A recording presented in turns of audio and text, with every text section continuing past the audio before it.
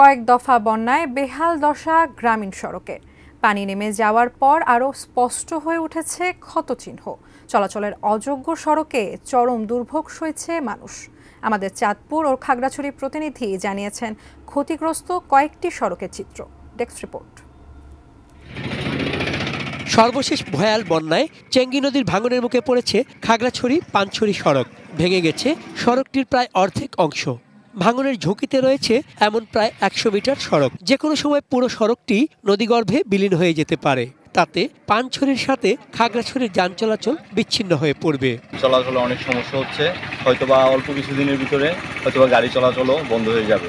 প্রতি সপ্তাহ সরকারি কোনো মহল থেকে উদ্যোগ নিয়ে যদি এই রাস্তা মেরামতের কাজ হয় তাহলে জনজীবনের দুর্ভোগ কমবে। অফার যে কোনো ব্র্যান্ডের পুরনো ফ্রিজ নিয়ে চলে আসুন ভিশন শোরুমে আর নিয়ে যান নতুন ভিশন ফ্রিজ 20% পর্যন্ত ছাড়। সড়ক ছাপিয়ে পেরাছড়া ইউনিয়নের গিরিফুল মধু দোকান এলাকার আশেপাশের দোকানঘর বসতিও হুমকির মুখে। আতঙ্কে উদ্বেগে দিন কাটছে মানুষের। টিউব বসিয়ে ভাঙন রোধের চেষ্টা করছে সড়ক ও জনপথ বিভাগ। নদী তীরের আরো 500 মিটারে ব্লক বসানোর পরিকল্পনা তাদের। পানি বন্ধ কাজ করতেছে, ওরা যতদিন পর্যন্ত ওদের কাজ শেষ করতে পারবে না আমরা রাস্তা মেরামত করতে পারবো না।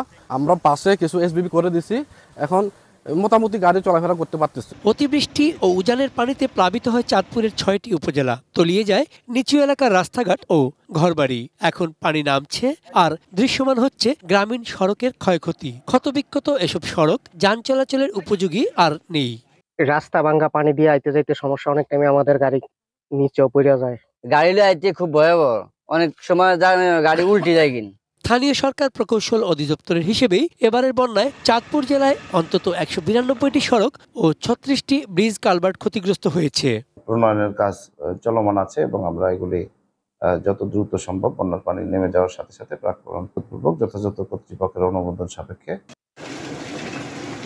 চন্দন পাল, ডেস্ক রিপোর্ট, এটিএন নিউজ।